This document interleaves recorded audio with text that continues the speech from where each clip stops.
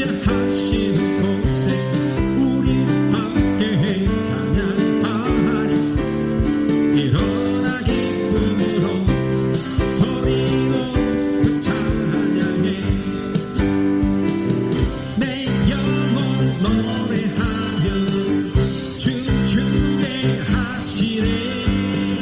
기쁨의 이유 되시네 주님.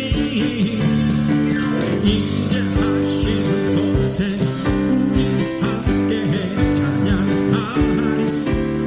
일어나 기쁨으로 소리 높여 찬양해. 잠만 더. 임재하시는 곳에 우리 함께 찬양하리. 일어나 기쁨으로 소리 높여 찬양해. 주 임재하시는 곳에 우리 함께 찬양하리. 일어나 기쁨으로 소리 높여 찬양해. 내 영혼 노래하며 춤추게 하시네. 기쁨의 이유 되시네 주님. 임재하시는 곳에 우리 함께 찬양하리. 일어나 기쁨으로 소리 높여 찬양. 두 손을 들고서 두 손을 들고서 소리 높여 찬양. 두 손을 들고서 소리 높여 찬양해. 주 날 구원했으니 지창정하리. 기쁨의 찬송 드리리. 주 내 제사 했으니 지창정하리.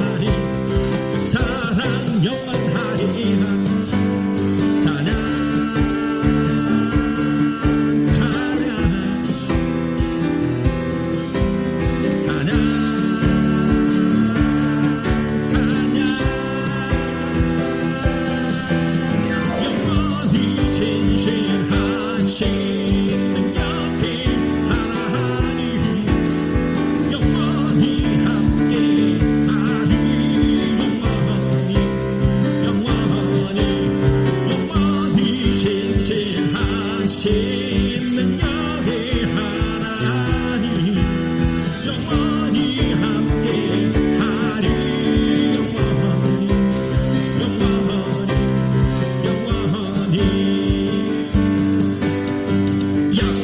소리 높여서 다 찬양하여라 주님이 다스리시네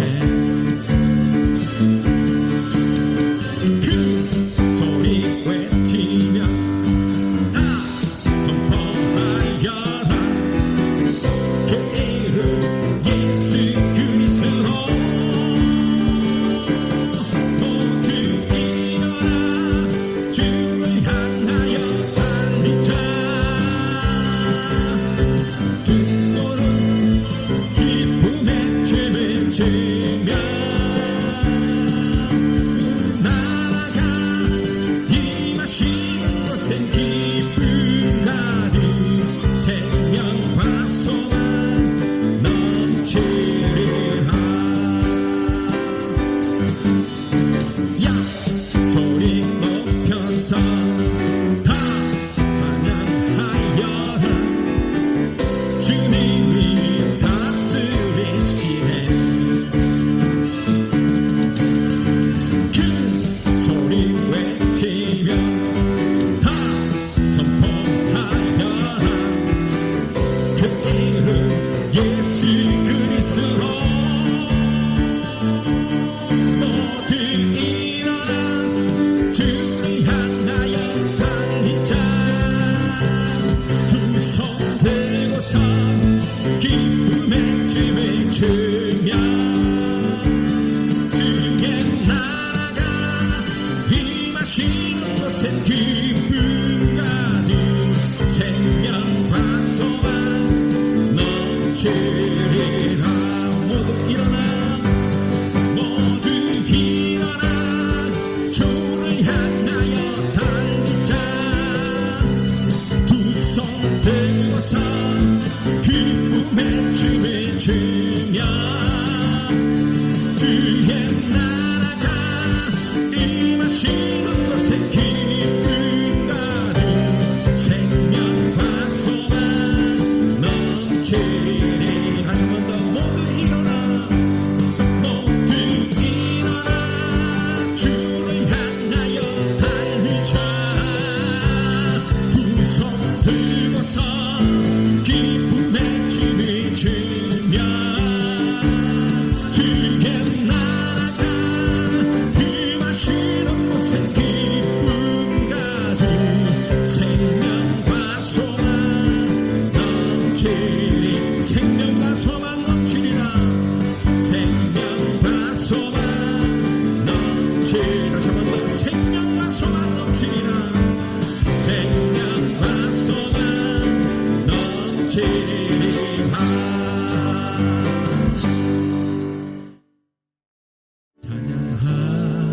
찬양하리라 생활 속에 거하시니 우리 주 예수를 힘든 순간에 나를 찾아오셔서 친구로 삼아주셨네 나에게 주신 주의 놀라운 사랑 다른 사람들 모르지만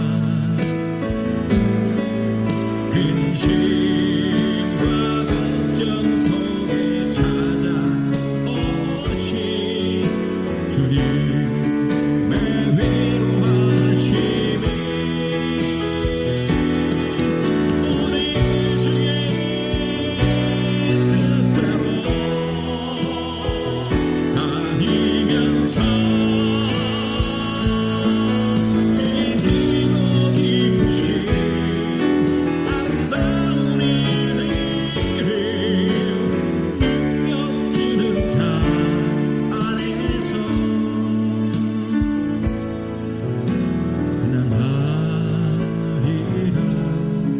생활 속에 거하시니 우리 주 예수를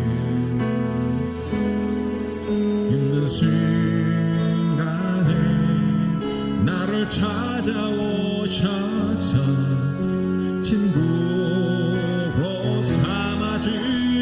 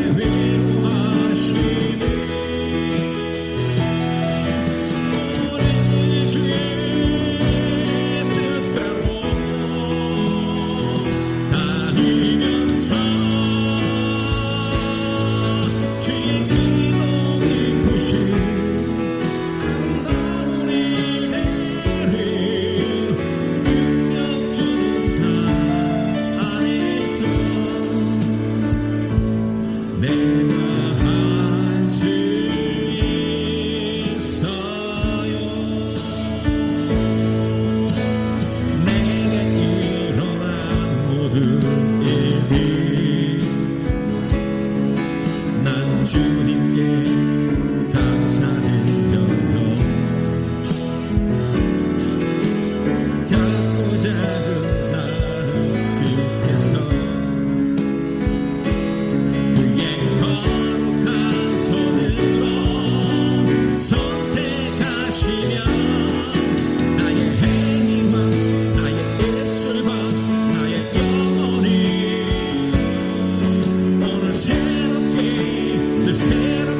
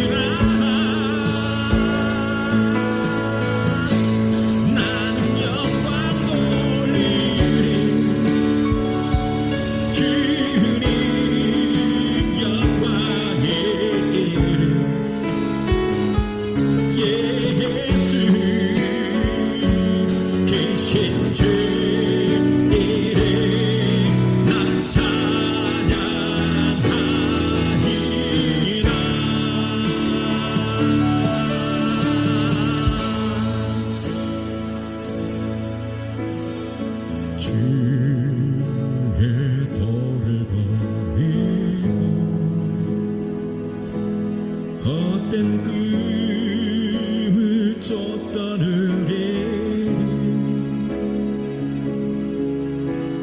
거짓과 교만한 마음을 용서하여 주소서.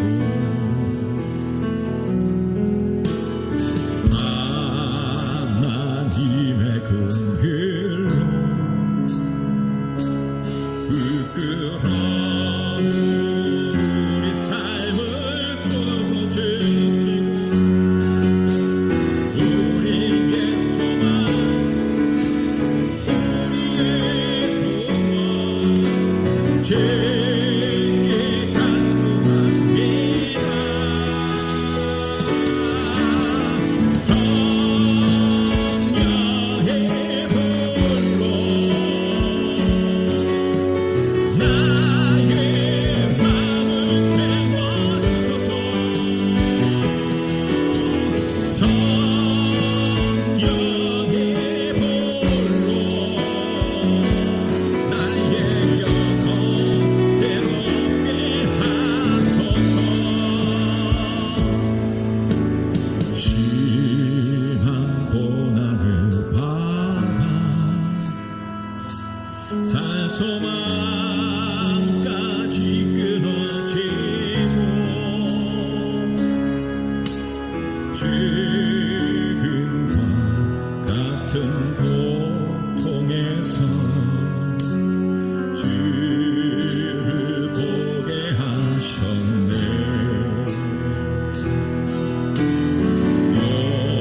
용서받을 수 없는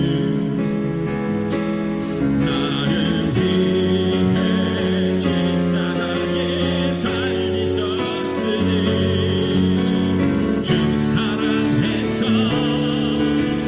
어느 누구도 깨울 수는 없으니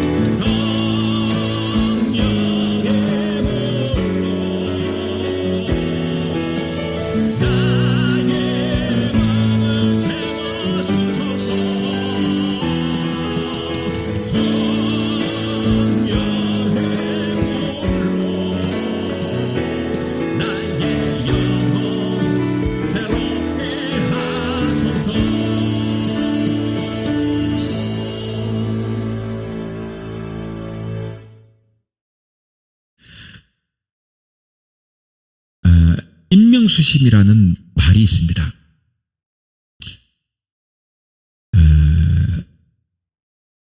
인간의 얼굴을 하고 있지만 그 마음은 짐승과 같다 하는 말에서 나온 말입니다.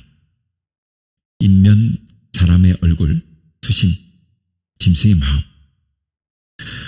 지난 우리가 잘 아는 10월 29일 날 이태원에서 158명의 젊은이들의 목숨을 잃는 안타까운 사고가 있었습니다. 저는 이 사건도 매우 충격적이었지만 이 대형 참사 이후에 이것을 대하는 언론의 태도와 또 정부와 정치권의 대응이 매우 가슴 아픕니다. 그리고 얼마 전 국회에서 있었던 대정부 질문에서 이 사건을 책임자인 행안부 장관과 한 여당의 국회의원 간의 그 질의 내용에서 충격적인 문답을 들으면서 저는 분노가 치밀어 올랐습니다. 이야기인즉슨 이번 사건을 잘 마무리하면 장관 당신도 자기처럼 국회의원도 될 수 있다 하는 것입니다. 여러분, 이들에게는 그저 이 158명의 생명을 잃은 그 이 안타까운 사건이 자신들의 입신양면을 기회로 밖에 보이지 않는다 하는 것입니다. 여러분, 인면수심이라는 이럴 때 쓰는 말이 아니고 무엇이겠습니까? 이 사건을 잘 마무리하면 당신도 저처럼 국회의원이 될 수 있다. 이런 말이 어떻게 나올 수 있단 말입니까? 안타까운 158명의 젊은이들이 죽었는 그 사건을 놓고 말입니다. 사람의 탈을 쓰고 어찌 이럴 수 있다는 말인지 참으로 마음이 아픕니다. 16세기 초에 독일의 한 괴짜학자가 있었습니다. 그의 이름은 파우스트 또는 파우스투스였는데 그 뜻은 행운아였습니다. 이런 재미있는 이름을 가진 이 학자는 여러 지방을 떠돌아다니면서 자신이 마술을 부린다는 이야기를 하면서 사람들을 끌어들였습니다. 그는 예수님이 행하는 어떤 모든 기적들을 자기도 얼마든지 그리고 그가 원하기만 하면 아주 쉽게 행할 수 있다고 자랑하면서 다녔어요. 떠벌리고 다녔던. 또 그는 아주 나는 지혜가 충만한 사람이어서 머리가 아주 좋아서 철학자 플라톤이나 아리스토텔레스 같은 이들의 모든 그 저술이 없어진다고 해도 그것들을 다시 복원해낼 수 있을 만큼 능력이 있다고 떠벌립니다. 심지어 본래 저술보다가 오히려 더 잘 쓸 수 있다고까지 자랑하고는 했단 말이에요. 그런데 그는 자기가 가지고 있는 그 놀라운 힘과 온갖 기적들은 이렇게 일으킬 수 있는 것은 그 재주는 바로 악마로부터 받았다고 말하면서 사람들을 놀라게 하고 또 호기심을 불러일으키기도 했어요. 그리고 그는 실상 악마와 천암매부 관계라고까지 합니다. 그러니까 이 사람은 실제적이었던 실존인물이었거나 혹은 전설적인 인물로, 혹자는 그가 실존인물이다. 1540년에 브리스카우라고 하는 곳에 스타우펜에서 죽었다고 말하기까지 해요. 파우스트가 죽은 후에 사람들은 그의 마술 이야기를 많이 하게 되었고 또 더러는 그 이야기들을 사실로 믿기도 합니다. 이게 전설적인 인물인지 실존인물인지는 알 수 없으나 아무튼 이 파우스트, 이렇게 파우스트라는 이름이 그에 관한 이야기, 많은 이야기들이 사람들의 입에 오르내리면서 마침내 독일뿐만 아니라 유럽 전역에 퍼지면서 전설적인 인물이 됩니다. 그래서 이 파우스트 박사에 관한 여러 그 유명한 그 사실들이 점점 이제 전 세계에 퍼지면서 그 글로 또 그 소설로 희곡으로 막 이렇게 다양하게 이제 글을 쓰는 사람들이 있게 되는 것입니다. 그래서 영국, 덴마크 이렇게 전 세계에 퍼지면서 16세기에 영국 시인이고 극작가로 명성이 높았던 크리스토프 말로우라고 하는 작가가 본래의 이 파우스트 이야기에 새롭게 그럴듯한 줄거리를 첨가해가지고 파우스트 박사의 비극적 역사라고 하는 작품을 출판해내게 됩니다. 그것이 1594년입니다. 그리고 여러 작가들의 어떤 소재들로 글로 막 쓰여지게 되는데, 여러분 우리가 잘 아는 괴테의 작품 중에 그 파우스트가 있습니다. 이것은 괴테 작품 같은 경우는 그게 첫사랑의 이야기들과 이게 섞어가지고 막 이렇게 나름의 작품을 이렇게 만들기까지 하는 겁니다. 아무튼간에 오늘 저는 이 당시 영국 공연으로 인기를 얻었던 이 말로우, 영국 작가 말로우 작품의 줄거리를 소개해 볼까 합니다. 이 작품에서 파우스트는 당대의 모든 예술과 과학의 지식을 통달하고 갖춘 석학이고 대스승입니다. 그가 어느 날 그의 서재에서 마술의 비법을 써놓은 책을 펴놓고 마술을 행사할지 여부를 곰곰이 이렇게 생각하고 있을 때, 그런데 그에게 선한 천사가 그리고 또 나쁜 천사가 교대로 나타나는 거예요. 처음에 선한 천사가 나타나서 파우스트에게 말합니다. 이상한 마술을 네가 하면은 네 영혼을 잃게 될 것이다. 그러니 그 마술책을 던져버려라, 태워버려라, 없애버려라 조언을 합니다. 그리고는 선한 천사가 떠나니까 그 후에 마음 나쁜 악한 천사가 나타나서, 즉 악마가 나타났다는 얘기죠. 그 정반대의 조언을 합니다. 그 나쁜 천사가 말하기를 마술의 힘을 이용하면은 너는 지상의 신이 될 수 있다. 이렇게 그럴듯한 말을 하면서 이 파우스트를 부추기게 되는 것입니다. 그러니까 파우스트는 결국 이 악마의, 그 나쁜 천사의 권유를 받아들여서 결국 마술을 행사하기로 작심하게 됩니다. 그래서 파우스트는 독일의 그 악마로 표현되는 메피스토펠레스라고 하는 악마와 계약을 하게 됩니다. 그래서 메피스토펠리스는 파우스트의 종이 되어가지고 그를 섬기고 그를 지구 위의 최고의 강자로 만들어준다는 것과, 그 대신에 여러분 거래라는 것은 내가 주는 것이 있으면 받는 것이 있지 않습니까? 그게 거래잖아요.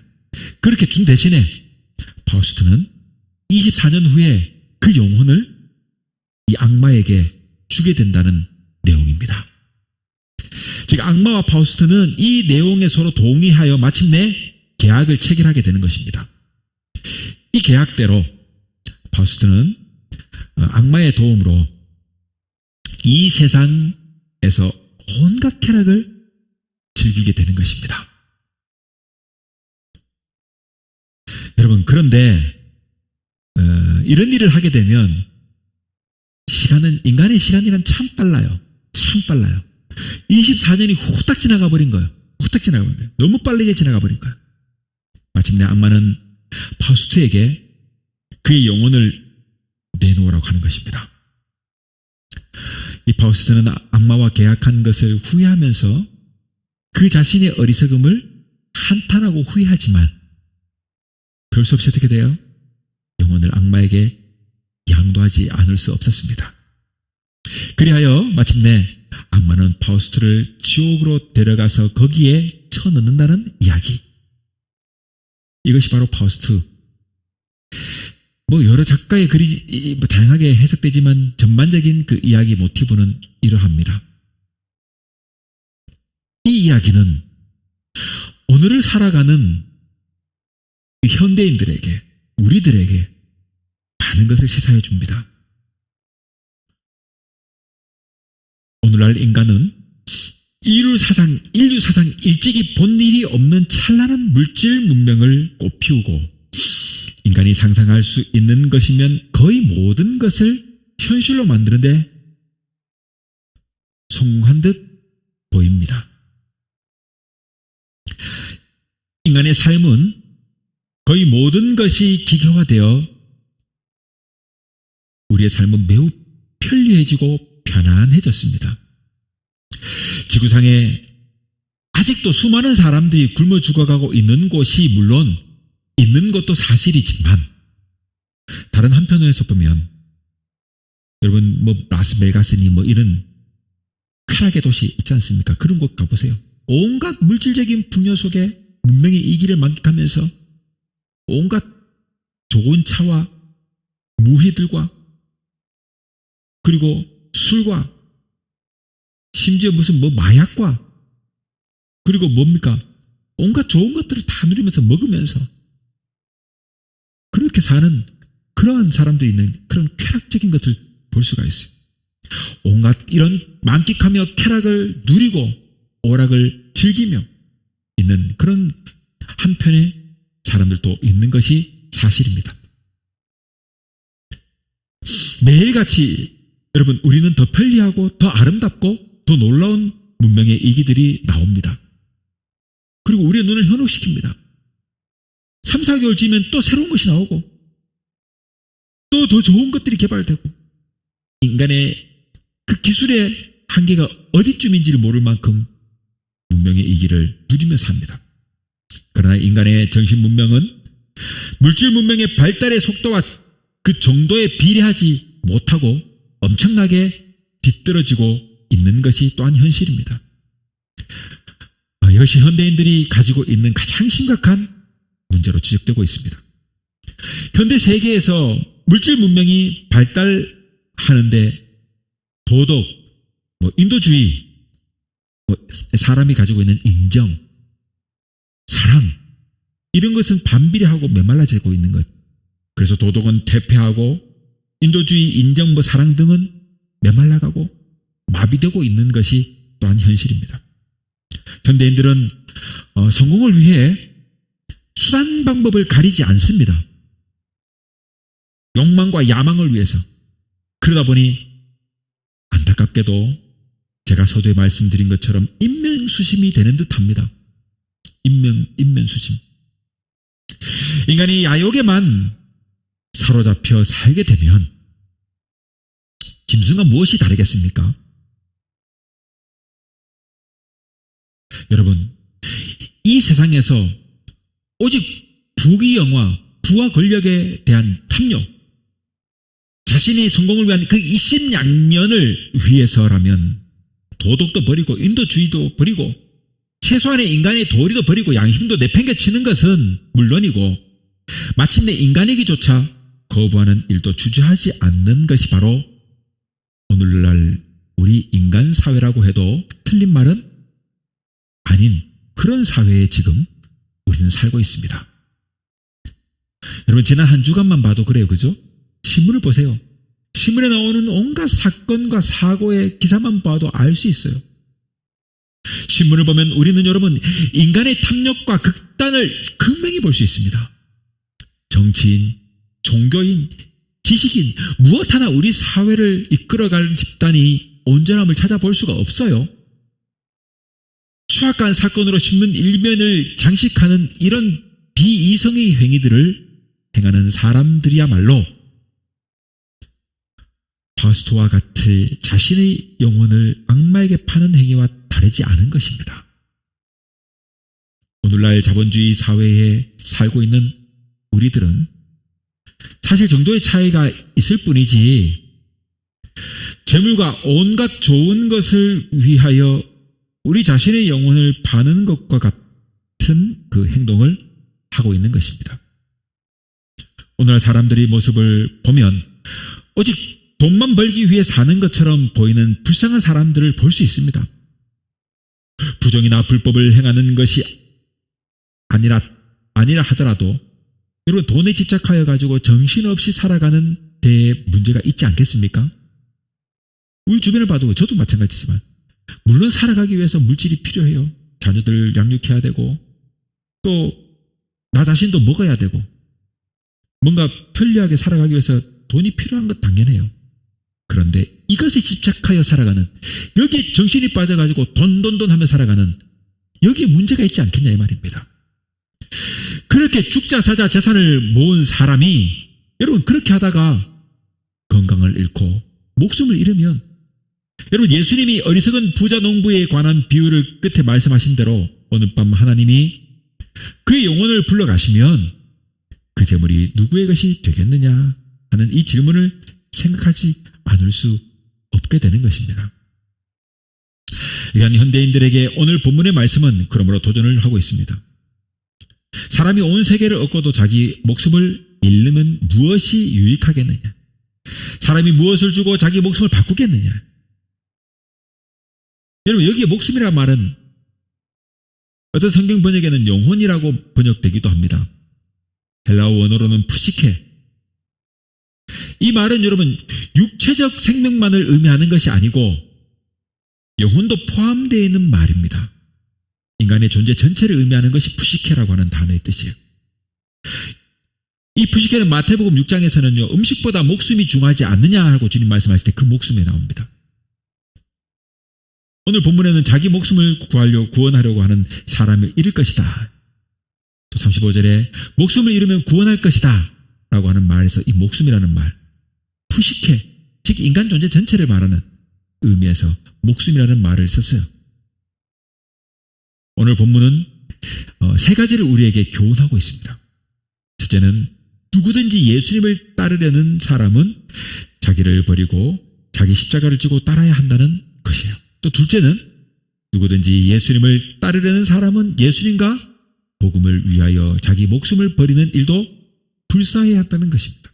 그리고 마지막으로 세 번째는 누구든지 예수님을 따르려는 사람은 이 세대에 사는 동안 예수님과 그의 말을 부끄럽게 여겨서는 안 된다는 뜻이에요. 이 요구는 무척이나 어려운 요구예요. 오늘 본문을 보면서 우리는 과연 예수님의 요구들을 액면 그대로 받아들이려는 실천할 수 있느냐 하는 무거운 마음이 앞섭니다. 특별히 오늘 본문을 보면서 파우스트와 계약을 체결했던 악마의 요구와 본문의 예수님의 요구와는 어떻게 다른 것인가 하는 것입니다. 파우스트와 같이 24년이라는 짧은 기간 동안 이 지구상에서 부귀영화를 위하여 자신의 영혼을 팔아 넘기는 것도 불사하려는 인간들에게 예수님은 이 세상에서 짧은 부귀영화를 포기하고 그 대신 진정한 생명, 영원한 생명, 이것을 얻는 길을 택하라고 인간들에게 요구하는 것입니다. 예수님은 우리들에게 이 세상에서 일시적인 그 부귀영화, 쾌락을 약속하지 않았습니다. 왜냐하면 이것들은 우리 영혼을 병들게 하고 또 영원한 파멸로 이끌 것이기 때문입니다. 예수님의 약속은 생명이고 더욱 충만한 삶이며 그리고 영원한 삶입니다. 그것이 예수님이 우리에게 주시는 약속이에요. 여러분, 기독교의 궁극적인 이상은 생명, 더욱 충만한 생명, 뭘까요? 즉 영생입니다. 이것이 기독교의 이상입니다. 우리가 영생을 얻고자 신앙생활을 하는 거예요. 영원한 생명을 누리고자 믿음생활을 하는 거예요. 우리 신앙의 대상인 예수님께서 왜 십자가에 죽으시기만 했습니까? 바로 우리로 영원한 생명을 누리게 하시기 위해서 십자가에 못 박혀 죽으신 것입니다. 그리고 누구든지 그 예수를 믿는 자에게 영원한 생명을 허락하신 것입니다. 그러므로 기독교의 궁극적 이상은 다름 아닌 영생입니다. 우리가 예수 그리스도를 믿고 따르는 것은 우리 자아 실현을 위해서, 우리 자신을 완성하는 그 길을 위해서 예수님을 믿고 따르는 것입니다. 우리 자아 실현, 이 세상에서 성공하고 출세하는 것이 자아 실현이 아니라는 것을 말하고 있는 거예요. 우리 자신을 완성하는 것은 뭡니까? 인생의 최고되는 목적, 영원토록 하나님을 즐거워하고 그를 기뻐하는 일이 아니겠습니까? 그것이 자아 실현의 목적이고 우리의 인생의 궁극적인 완성입니다. 이를 위하여 우리는 일시적으로 우리 자신을 부인하고 십자가를 지고 예수님을 따르는 것이 요구되는 것이에요. 파우스트를 꿰었던 악마의 제안과는 그러므로 반대인 것을 우리는 주목해야 한다는 것입니다. 악마는 이 세상에서의 일시적인 부귀영화나 쾌락을 누리기 위하여 영혼을 양도하고 포기하라고 하는 것입니다. 지금 우리를 유혹하는 마귀는요, 우는 사자와처럼 삼킬자를 두루 찾는 이 마귀의 목표는 뭡니까? 일시적인 이 땅에서 쾌락과 즐거움을 쫓게 하면서 마침내는 종국에는 자신과 함께 저 지옥의 불구덩이로 떨어지기를 원하는 것이에요. 여러분, 일시적인 이 땅에서의 행복과 쾌락을 위해서 인생을 바치는 것을 여러분의 자신의 목표로 삼을 것입니까? 아니면 영원한 천국을 목표하는, 영생을 목표하는 그 궁극적인 이 삶의 목표를 가지고 여러분 그 이상을 따라서 우리 자아를 실현하는 것에 목표를 두고 살 것입니까? 이것을 결정하는 것이 믿음 생활이에요. 그러므로 우리가 예수를 믿는 것은 영혼의 구원과 영원한 생명을 얻기 위해 이 세상에 덧없는 부귀와 영화, 쾌락을 포기하는 것이다 이 말입니다. 주님은 말씀하십니다. 나는 하늘에서 내려오는 생명의 떡이다.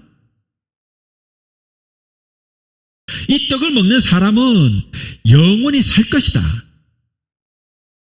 내가 줄 떡은 곧 나의 살이다 라고 말씀하셨습니다. 예수님은 자신의 몸을 주시는 사랑을 행함으로써 이 사랑의 행위를 통해서 우리들에게 생명, 풍성한 생명, 영원한 생명을 주시는 길을 여신 것입니다. 그러므로 주님 말씀하시면 나는 길이요 진리요 생명이다. 그리고 나는 부활이다. 생명이다. 나를 믿는 사람은 죽어도 살겠고 살아서 믿는 사람은 영원히 죽지 않을 것이다 라고 선언하고 계신 것입니다. 우리가 만일 파우스트와 같은 선택을 앞에 두고 있다고 할 때 우리는 정말 바른 선택을 할 수 있을까요? 여러분, 우리 과거를 되돌아보면 정말 사소한 것들 중에 파우스트와 같이 이러한 잘못된 선택을 할 때가 정말로 많았음을 알 수 있습니다. 예수님을 인격적으로 만난 이후 바르게 신앙으로 살겠다고 다짐하고 난 이후에도 우리는 얼마나 인색하게 살아왔습니까? 우리가 얼마나 하나님에게 선심을 쓰는 것들 같은 태도로 또는 불평으로 살았느냐 하는 것을 반성하게 됩니다. 교회 나오는 거, 하나님 내가 참 믿음이 대단하죠. 내가 이 몸이 피곤하고 힘든데도 이 교회 나오지 않습니까? 이 뭐 선심 쓰듯이 당연히 나와야 되는 거고 당연히 감사함으로 신앙생활을 하는 것인데 마치 선심이 내가 헌금을 이렇게 하고 내가 이 교회를 위해서 막 어깨에 힘을 주고 뽕이 올라가가지고 네? 당연히 주님 것을 주님께 드리는 거고 바치는 거예요. 마치 하나님에게 선심 쓰듯이 하는 그 태도, 때로는 또 불평하면서 하나님 왜 나는 저 사람만큼 안 됩니까? 그렇게 살았느냐 하는 것입니다. 여러분, 이것을 반성하게 되지 않습니까? 오늘 본문에서 예수님은 역설적으로 진리를 우리에게 가르치고 있어요. 오늘 우리들이 목숨을 살리려 하는 것은 결국 우리를 죽이고 파멸시키는 것임을 말씀하는 것입니다.